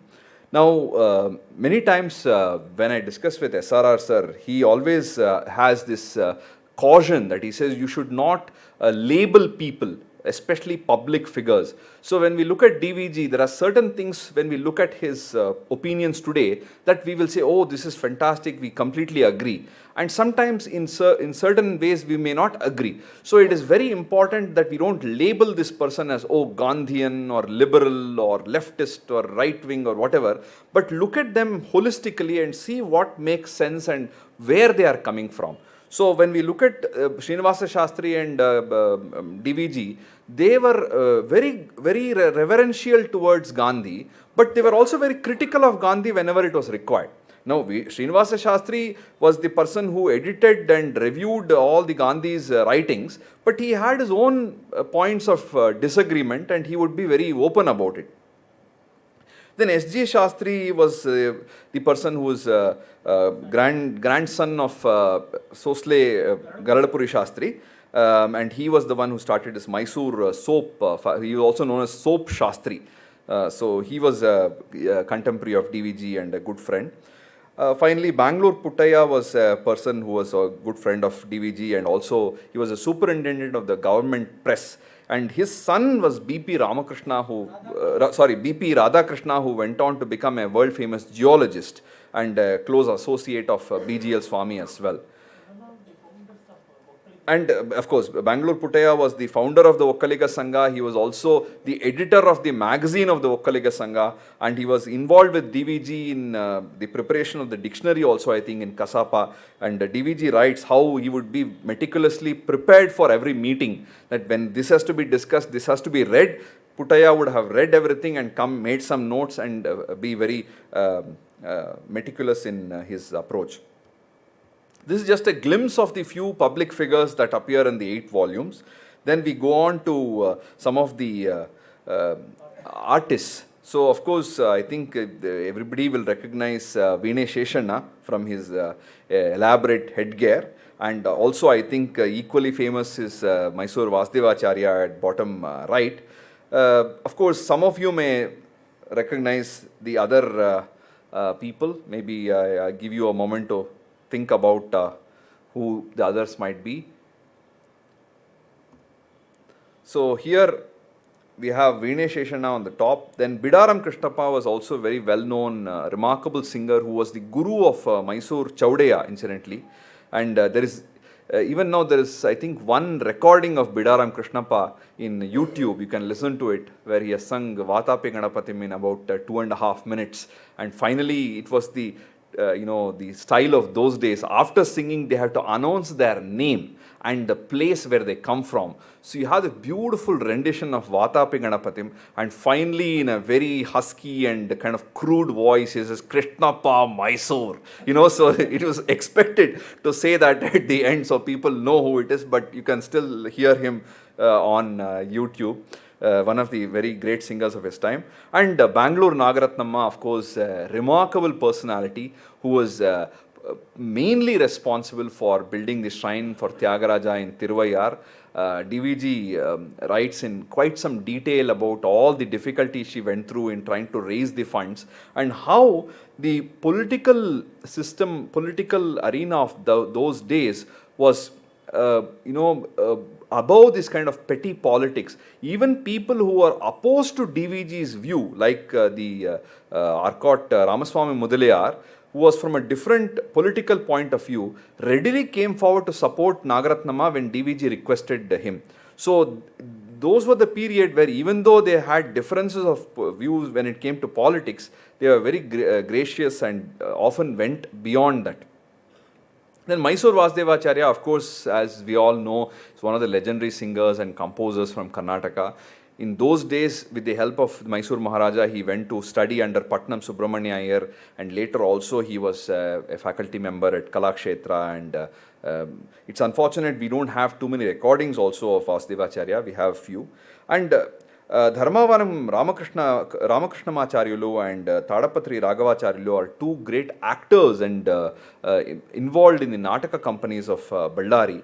They were a very huge success when they came to Bangalore, and they stayed here for a long time. In fact, DVG writes some of the very funny episodes of this Nataka company of Karnool Ramarao, who was wearing this, doing this Tripatra, and how there was a huge crowd outside his place of stay, thinking, that it's a real woman. And so that was the kind of grand response that they got. Now coming to the literatures, now this is of course a very important part of DVG's Jnapakachitrashaale, where he writes about several writers and poets who were involved in the building of the Kannada Sahitya Parishat. He also talks about some of the early pioneers like Basavappa Shastri right at the beginning, and then of course several other literators and writers. Most of them are covered in the third volume, except one, which I will let you guess which is not covered in the third volume. It's very important for a person who is an expert in a particular field to appraise the work of others in his own field. It is very valuable when a writer can critically examine and tell us about other writers, when a good painter can evaluate the work of other painters. So among all the other personalities that DVG has written about, I think it is very, very valuable for us when he writes about literators, because they are people of his own kin, and very objectively and very magnanimously he has written about all these people. It spills over multiple volumes, but mainly the third volume. Of course, I'm sure some of these are very popular. You will recognize B.M. Shrikantaya in this, you will recognize A.R. Krishna Shastri, you will recognize Venkannaya, R. Narasimharaja, and Professor M. Hiriyanna. So, the only exception is Professor M. Hiriyanna, who comes in the 7th volume. Otherwise, most others, I think all others come in the third volume. Some of them are also repeated, like in the case of Bellava Venkatnaranappa and M.R. Srinivasamurthy, and I think S.G. Narasimharaja. All they come in the first volume as well, but in some more detail, especially Bellava Venkatnaranappa in great detail in the third volume. Now, as you know, Basavappa Shastri was the person who translated Kalidasa's Shakuntala into Kannada, which is kind of a landmark work of his. Then Hiriyanna, Professor M. Hiriyanna was one of the great scholars of the 19th, 20th century. Although he was so well versed in English and philosophy, he chose to become a professor of Sanskrit, and he taught at the Mysore University, and then has written some of the most illuminating works in English on Indian philosophy. Panjeb Bangesh Rao was from the coastal region, has written some very popular children's literature, and very good. All of them were very close friends of DVG and interact, except Basavappa Shastri, of course, from a different period. But starting from Hiriyanna, I think DVG closely interacted with all these individuals. M.R. Shri was, of course, a very close friend of DVG, and some of his works are very popular of those days. And unfortunately, he died very young from a bout of cholera. P.M. Shrikantaya, of course, very well known, Kannada Kanva. He was had a lot of radical ideas, brought in some new thinking. He translated some of the finest works of English into Kannada. He inspired his students to learn Kannada and English and Tamil and multiple languages, and also was an art critic. He has written some plays and a lot of poems. Venkatnaranappa, of course, was a professor of physics, actually, not so much Kannada, but the role that he played in building Kannada Sahitya Parishat is very, very valuable. He was the person who did the Punarujjivana of the Mallikarjuna Swami Devalaya, which is just behind the Bugle Rock. Then he was the person who built the Baswangudi Service and Union Club. He never used to play cards, but he used to encourage his friends to attend, and he used to be part of the sessions. And he was a person, he would only eat what he cooked. He was very traditional, but he was, for instance, he would not drink coffee, but he had grown coffee plant in his house to make coffee for people who visit him. So this is the kind of magnanimity that he had. And there is DVG writes about the travels when they went to different places and how he would cook for everybody, because he will only eat what he cooks. So he would as well cook for everybody. And the episode of how when he gives his coat for ironing, he would cut out all the buttons and give it to them. And the moment the coat came back from ironing, he would stitch the buttons every time. So DVG would like, why do you do this every single time? They will take care to not destroy the buttons. He says it's hardly takes a couple of minutes to stitch a button. It's not a big deal. Then S.G. Narasimhacharya, again a great scholar, and also closely worked with Rana Narasimhachar, and they have worked on Jnapakachitrashaale and also worked on translations. Also, I think they were also involved in studying manuscripts and editing manuscripts. Cha Vasudevaya also written some very important works, Kannada Balabodhe and so forth. Krishna Shastri, of course, you all know, the author of Vachana Bharata and Kathamrita, and very remarkable work on Bankima Chandra. In fact, they say that there is no work on Bankim Chandra Chatterjee in any language that surpasses his Kannada work, Bankima Chandra. Also Bhasa Kavi, Samskrita Nataka, so many remarkable works. One of his close associates was T.S. Venkannaya. They were together called the Ashwini Devatas of Kannada literature. And when DVG recalls, he remembers both of them coming to meet him together in many years ago, and how they became very good friends. And of course, Venkannaya was probably even more closer to DVG and a very close associate.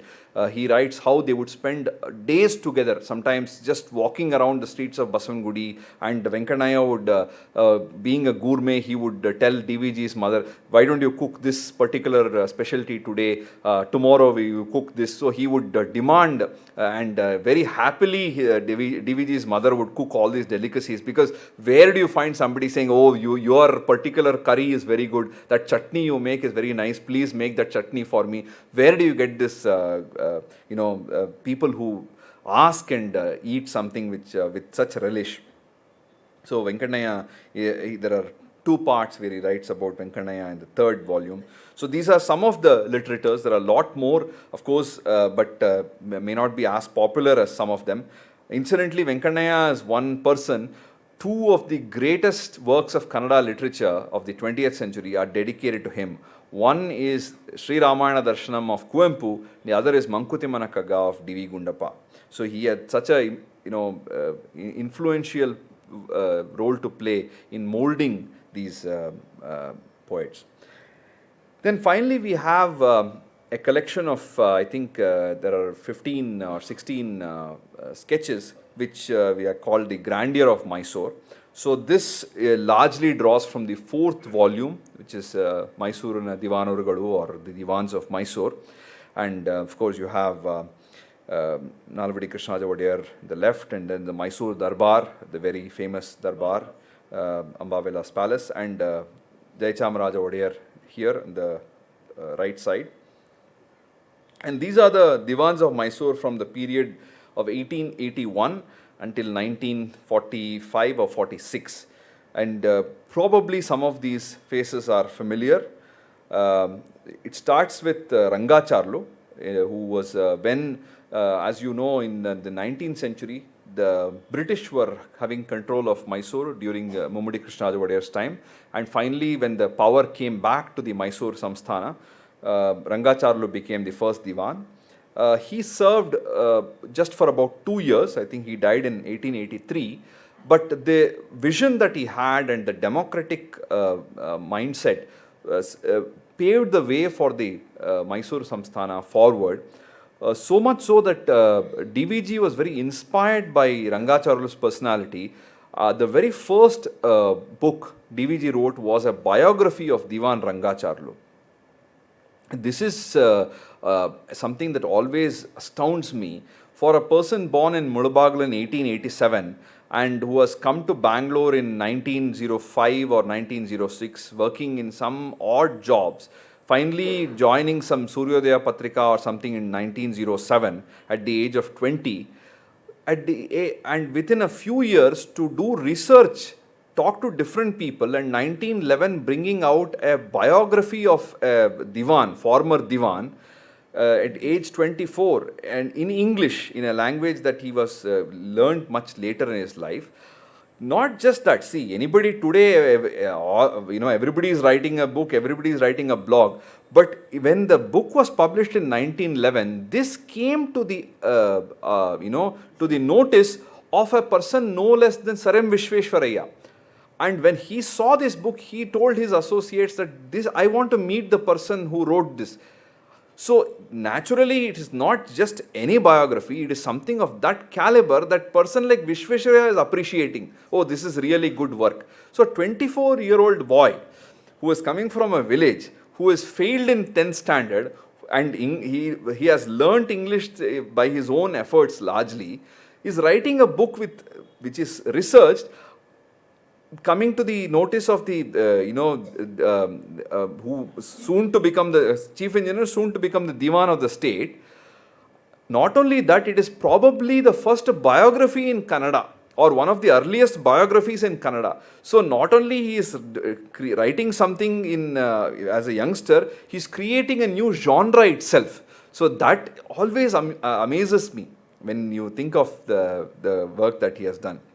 Of course, coming back, then we had Seshadri Iyer, who was a very stern and tight-fisted Diwan, but also got a lot of things done. So much so that he was the one responsible for connecting the reservoir in Hesarghatta to bring water to the city of Bangalore.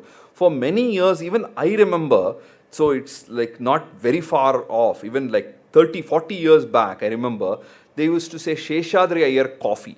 Now, Seshadri Iyer coffee tagotira. What it means is basically, will you have a glass of water? Because he was the one who brought water to the city of Bangalore. So I myself have heard. So Seshadri Iyer died in the early part of the 20th century. The fag end of 20th century, there were still some remnants of that memory that he was the one who brought water to the city of Bangalore. Then T.R.A. Tambuchetty was from a Christian family. And I think he had some Tamil roots. He was from city of Trichy. His TRA, the T stands for Trichunapalli, Royalu Arokya Swami Tambuchetty. So he was the Diwan after that. And then, of course, P.N. Krishnamurti came after Tambuchetty. His ancestor was Diwan Purnaya. His grandfather, Diwan Purnaya, who served under Tipu Sultan and who Hyder Ali, and then later Mummudi also. P.N. Krishnamurti, then Madhav Rao, who was, again, there was two factions, so P.N. Krishnamurti supporters and Madhav Rao supporters. So before Madhav Rao became the Diwan, he was kind of aspirant, and people who were very careful, so they wanted to be in the good books of both P.N. Krishnamurti and Madhav Rao. But it so happened that P.N. Krishnamurti is a Madhva and Madhav Rao is a Smartha. So they want to ensure that when they go to meet P.N. Krishnamurti, they appear as if they are Madhvas, and when they go to Madhav Rao, they appear as if they are Smarthas. So this kind of a very interesting situation. And also, I think in the same volume, DVG recalls how sometimes when the lawyers would argue, if the judge was originally from Tamil Nadu or had some Tamil connection, they would add in some phrases of Tamil. So just to give an appearance as if they are also from that Madras party and they are leaning towards that side. So there is a interesting, so after Krishnamurti, then V.P. Madhav Rao. Now all these people, there are some, you will see some remnants in the city of Bangalore. For example, Seshadri Iyer, the K stands for Kumarapuram. So the Kumara Kripa which you have in the thing, that was his house. Then similarly, there's Tambuchetty Palya in Bangalore, named after Tambuchetty. Then P.N. Krishnamurti's place, Purna Prasada, even I think it is there near Shivananda Circle somewhere, his house is there. Then Madhav Rao, Patankar Bhavan was his place. That is also on the other side of the racecourse road. Then next is T. Anand Rao, Tanjavur Anand Rao, and Anand Rao Circle is named after this Anand Rao. His father also was a very well-known statesman and Diwan of Baroda, I think. there is again an interesting, so he meets Anand Rao in the connection of writing the book of biography of Diwan Rangacharlu, and he gets a lot of interesting inputs. Then DVG in one place writes about the difficulties of writing the biography of somebody, because every time they, instead of giving information about the person, people tend to say how he was in trouble and he approached me and how I helped him in this grave situation. So more than telling about the person, whose biography is being written, they will talk about their own, their own biography, their greatness, and how he used to really like my work. He used to call me whenever any trouble. I was the person he used to call. So this is the kind of information he would get. But then, of course, he spoke to Anand Rao, and Anand Rao told him to go and do research about this.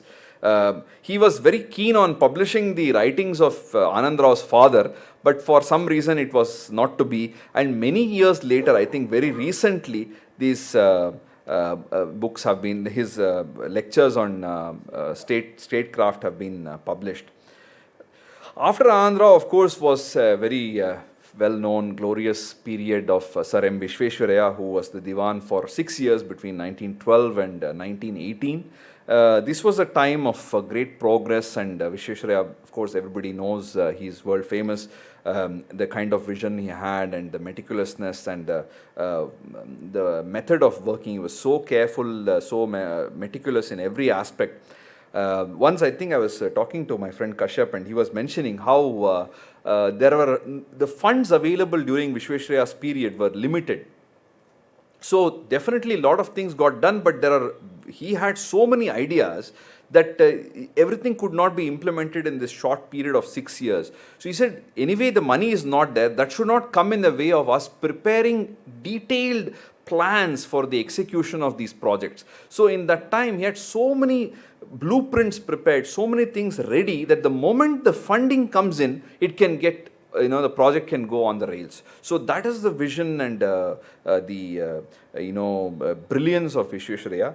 And it is also unfortunate that he resigned in 1918 because of this Miller Committee report, where there was what today we have as reservation in the last 75 years, this was a sort of early version of that. And Vishveshwaraya, being a person who was for merit and for competence and for raising the standards of people, he was totally opposed to this Miller Commission report, and for some reasons, Nalvadi Krishnaraj Odiyar could not, keep this away, and he had to bring some of this thing into that had to be published. So there are also political pressure on him. So Vishveshwaraya stepped back. There is an interesting episode which illustrates also the kind of mind of Vishveshwaraya.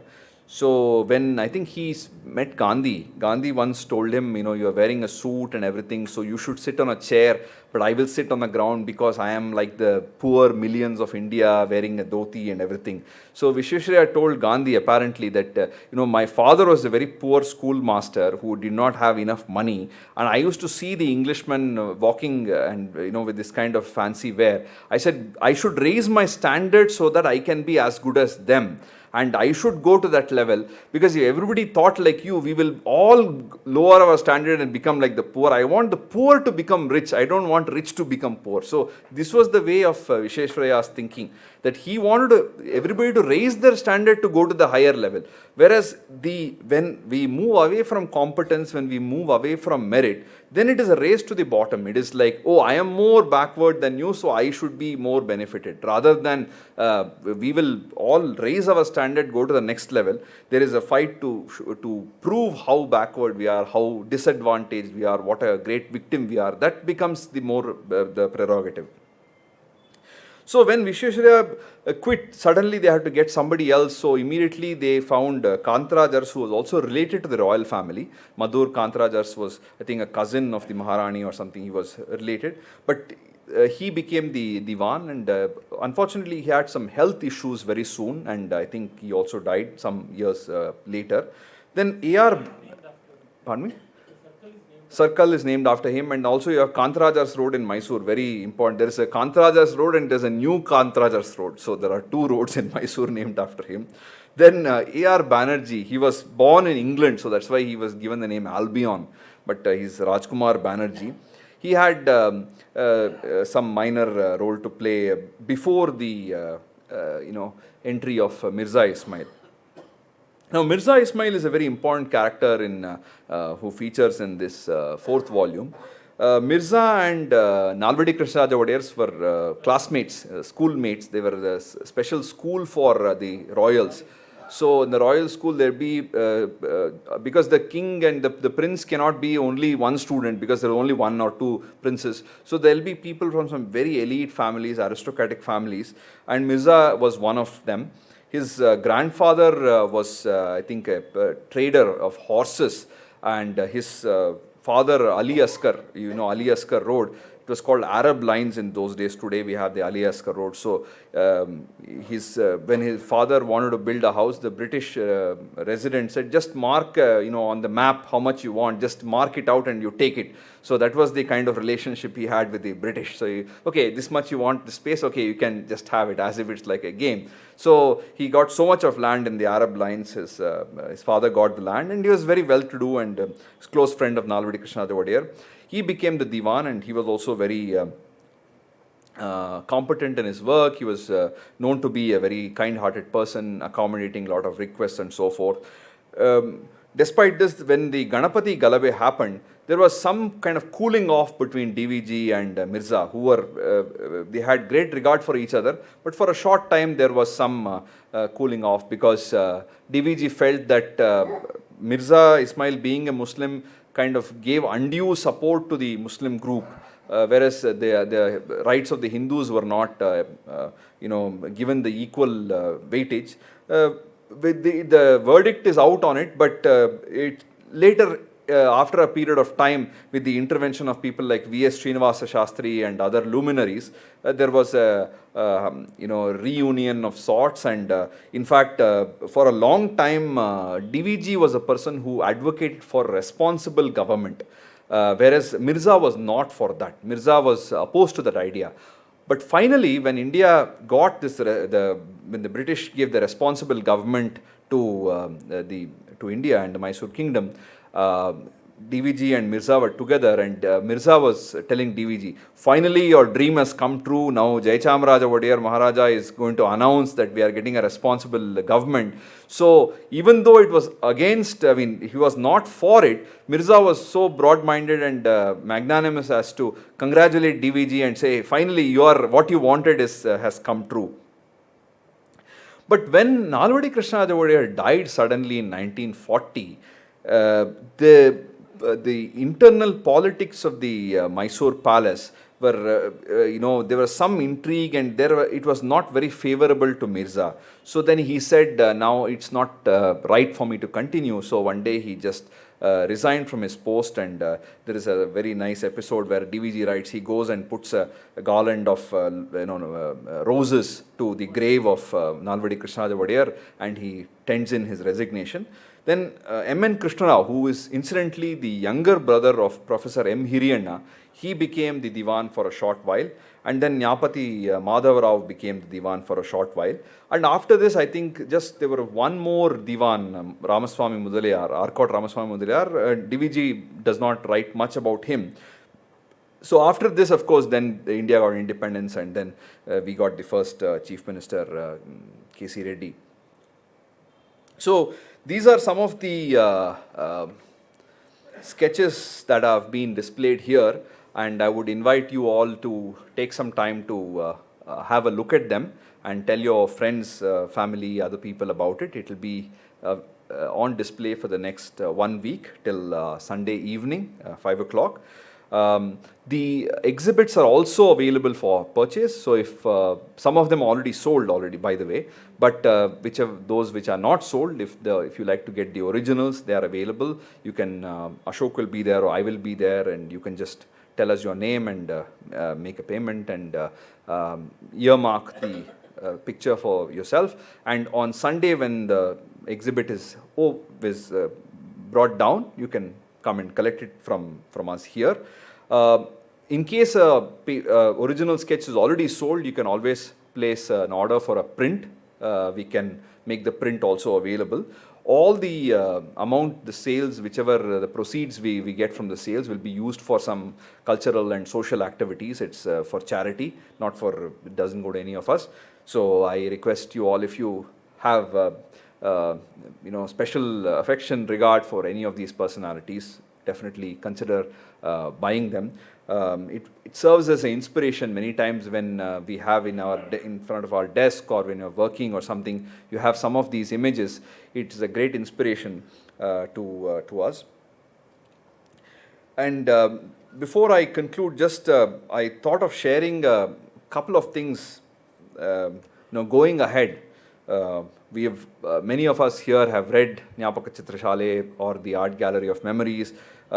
So some of the things, learnings from that, maybe I have mentioned it earlier, but a couple of things we can learn from the Art Gallery of Memories is that DVG writes about a golden period. So naturally, when we read these volumes, we feel, oh my God, what a wonderful period it was. However, it's not written with a sense of often not written with a sense of nostalgia or melancholy. So he's celebrating the past and he's giving us the opportunity to recreate that today. So we can lead that kind of life. We can spend time to read a particular kavya together. We can spend time to cook a nice meal and enjoy a good meal together, or take a trip to some nice temple town with a few friends, discussing some things of history and culture and archaeology and so forth. So a lot of these things we can recreate in our own lives. And I feel it will be wonderful if people who go on heritage walks and who take other people on heritage walks can even take some of these important locations of the Jnapakachitrashaale and take a walking tour of Bangalore or of the Pete area specifically, or Mysore or other places, whichever are mentioned. If they can stop by and tell a little story from the Jnapakachitrashaale, it has so much of possibility. Now, with regard to the text itself, one of the things that I have hoped to do, and maybe this year I will do, is to create an index of all the names and places of the characters and this thing in the 8 volumes. So we can create a sort of companion volume that has information on all the various people. There are so many personalities who are mentioned. Some of them are just a passing reference. Some of them have a small discussion about DVG has written a little bit about them, and some of them have an entire chapter, lot of pages dedicated to them. So there are these different types of manners in which DVG deals with personalities. So that is something that can be done. And also recreating the life of social life of Bangalore and old Mysore from the works of D.V. Gundappa is another project that people can definitely consider taking up. And also finally, I request people who have had very interesting experiences in their life, who have been, maybe some of you are holding public office or have interacted with a variety of people. I urge you to make a record of this and write about it. Even today, it's so easy to just record, in your phones, and AI will just transcribe it for you and will make it in a logically in a nice form.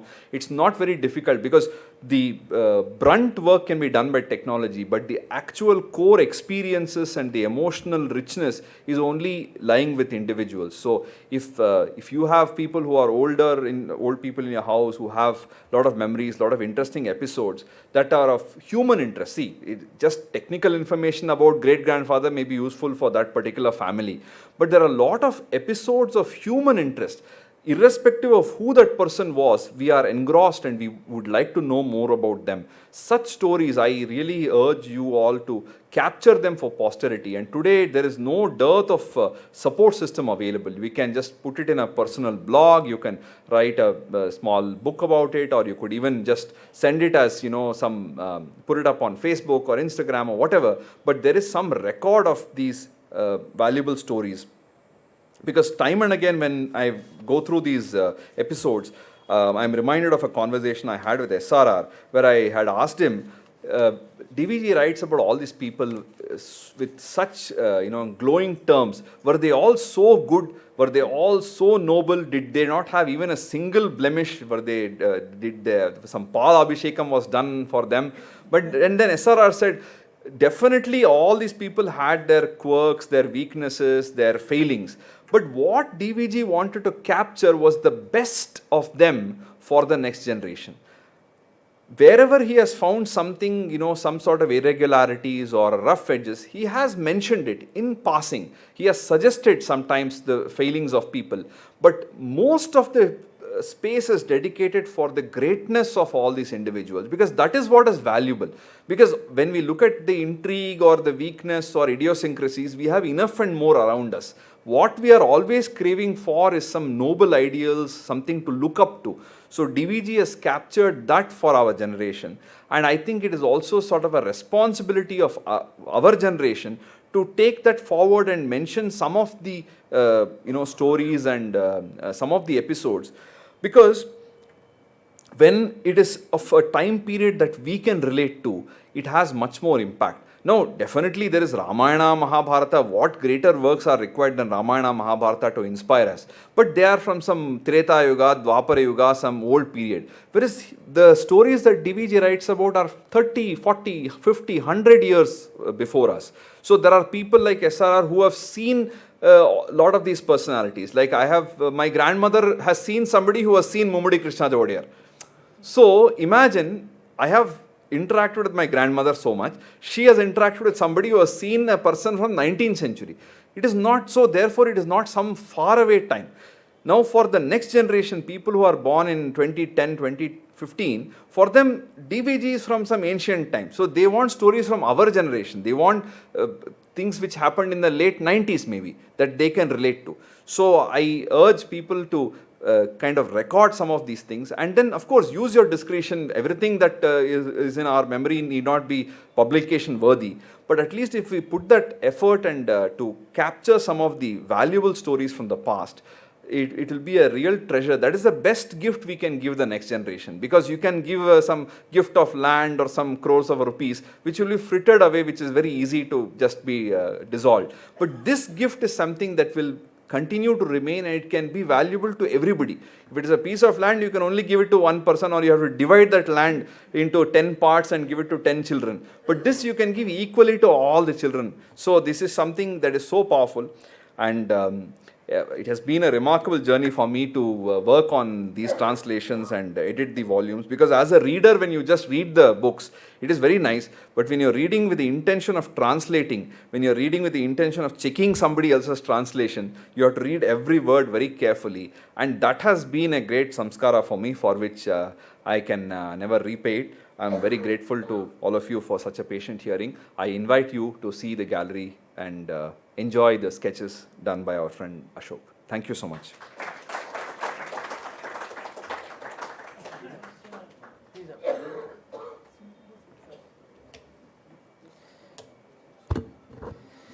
Thank you, Hari, for that wonderful presentation. The enthusiasm was palpable and it was infectious. If he remembers the time of K. Sheshadriyar's coffee, one can know his real age, I believe. ಸೊಗಸಾಗಿ ಮಾತನಾಡಿದ್ರು. ಒಂದು ಸಣ್ಣ ಪ್ರಕಟಣೆ, ನಾಳೆಯ ದಿವಸದಿಂದ DVG ಅವರ ಈ ಜ್ಞಾಪಕ ಚಿತ್ರಶಾಲೆಯ ಪ್ರದರ್ಶನ ಬೆಳಗ್ಗೆಯಿಂದ ಸಂಜೆವರೆಗೂ ಎಲ್ಲರಿಗೂ ನೋಡೋದಕ್ಕೆ ಲಭ್ಯ ಇದೆ, 22ನೇ ತಾರೀಕಿನವರೆಗೆ. ನಾಳೆಯ ದಿವಸ DVG ಅವರ ಸ್ಮಾರಕ ಪುರಸ್ಕಾರ, ಅದು ನೆಲೆ ಎಂಬ ಒಂದು ಸಂಸ್ಥೆ ಅನಾಥ ಮಕ್ಕಳ ಪೋಷಣೆ ಪಾಲನೆಗಳಲ್ಲಿ 25 ವರ್ಷಗಳಿಗಿಂತ ಹೆಚ್ಚಿನ ಕಾಲದಿಂದ ತೊಡಗಿಕೊಂಡಿರುವಂತಹ ಒಂದು ಸಂಸ್ಥೆ, ಅವರಿಗೆ DVG ಅವರ ಸ್ಮಾರಕ ಪುರಸ್ಕಾರವನ್ನು ಪ್ರದಾನ ಮಾಡುವಂತಹ ಸಮಾರಂಭ ಮತ್ತು DVG ಸ್ಮಾರಕ ಉಪನ್ಯಾಸ ಜೀವನ ಧರ್ಮಯೋಗವನ್ನು ಕುರಿತಾದದ್ದು. ಶತಾವಧಾನಿ ಡಾಕ್ಟರ್ ಆರ್ ಗಣೇಶ್ ಅವರು ಆ ಸರಣಿಯನ್ನು ಮುಂದುವರಿಸೋರಿದ್ದಾರೆ. ಆ ಕಾರ್ಯಕ್ರಮಕ್ಕೂ ತಮಗೆಲ್ಲರಿಗೂ ಸ್ವಾಗತ.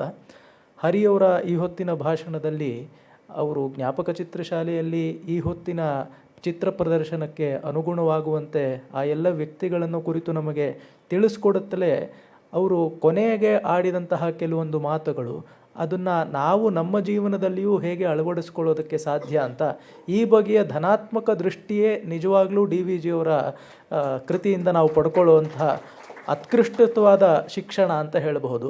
ಯಾಕೆಂದರೆ ಯಾವುದೋ ಒಂದು ಕಾಲದಲ್ಲಿ ಆಗು ಹೋಯಿತು, ಅದು ಗತಾರ್ಥವಾದದ್ದು ಅಂತ ಅಲ್ಲದಿರ ಹರಿಯವರ ಕೋಣವೇ ಹಾಗೆ. DVG ಅವ್ರ ಮಾತಿನಲ್ಲೇ ಹೇಳೋದು ಅಂತ ಹೇಳಿದ್ರೆ ಸಾಧ್ಯ ಚಿಂತಕರು ಅಂತ ಅವರೊಂದು ಪದ ಬಳಸ್ತಾರೆ. ಸಮಾಜದಲ್ಲಿ ಯಾವ ಬಗೆಯ ಕೆಲಸಗಾರರಿರ್ತಾರೆ, ಸಮಾಜ ಹಿತಚಿಂತಕರಿರ್ತಾರೆ ಅಂತ ಹೇಳಿದ್ರೆ ಕೆಲವೊಬ್ಬರು ಆಲೋಚನೆಯನ್ನೇ ದಂತಗೋಪುರವನ್ನು ಮಾಡಿಕೊಂಡು ಸದಾ ಅಲ್ಲೇ ನೆಲೆಸುವಂಥವರಾಗಿರ್ತಾರೆ. ಇನ್ನು ಕೆಲವರೆಲ್ಲರೂ ಸಾಧ್ಯ ಚಿಂತಕರಾಗಿರ್ತಾರೆ ಅಂತ. ಹರಿಯವರಿಗೆ ಆ ಗುಣ ಬಹಳ ಚೆನ್ನಾಗಿ ಮುಟ್ಟಿ ಬಂದಿದೆ. ಮತ್ತು ಈ ಬಗೆಯ ಪ್ರಕಲ್ಪಗಳನ್ನೆಲ್ಲ ಅವರು ರೂಪಿಸುವುದರಲ್ಲಿ ಇದೇನು ಸುಲಭವಾದ ಕೆಲಸ ಅಲ್ಲ. ಅಶೋಕ್ ಅವರಾಗಲಿ ಹರಿಯವರಾಗಲಿ ಇದನ್ನು ತುಂಬ ಇಷ್ಟಪಟ್ಟು ಮಾಡಿರೋದ್ರಿಂದ ಆ ಶ್ರಮ ಗೊತ್ತಾಗೋದಿಲ್ಲ. ಆದರೆ 5-6 ವರ್ಷಗಳ ಕಾಲ ಇದರಲ್ಲಿ ಸಂಪೂರ್ಣವಾಗಿ ತೊಡಗಿಸಿಕೊಂಡು ಅದು ಎಲ್ಲ ಪ್ರತ್ಯಂಗ ಸಂಪೂರ್ಣವಾಗಿ ಆ ಕೆಲಸ ರೂಪಿತವಾಗಿರಬೇಕು ಅಂತ ನೋಡಿದ್ರೆ ಅವರ ಶ್ರಮವೂ ಸಾಕಷ್ಟಿದೆ. ಆ ಶ್ರಮ ಈಗ ಸಾರ್ಥಕವಾಗಿರೋದು ಮಾತ್ರವಲ್ಲದೆ ನಮಗೆಲ್ಲರಿಗೂ ಕೂಡ ಅದರ ಸತ್ಫಲಗಳನ್ನು ಕೊಡ್ತಾ ಇರುವಂಥದ್ದು ಬಹಳ ಸಂತೋಷ. ಹೀಗಾಗಿ ಎಲ್ಲ ಕಲಾಸಕ್ತರ ಪರವಾಗಿ, ಸಂಸ್ಥೆಯ ಪರವಾಗಿ ಅವರಿಗೆ ಹೃತ್ಪೂರ್ವಕ ಧನ್ಯವಾದಗಳನ್ನು ಸಮರ್ಪಣೆ ಮಾಡ್ತಾ ಇದ್ದೀನಿ. ಶ್ರೀಯುತ ನಾಗರಾಜ್ ಜಿ ದಯಮಾಡಿ ಆಗಮಿಸಿ ಅವರಿಗೆ ಸಂಸ್ಥೆಯ ಗೌರವವನ್ನು ಸಮರ್ಪಿಸಬೇಕು ಅಂತ ಪ್ರಾರ್ಥನೆ.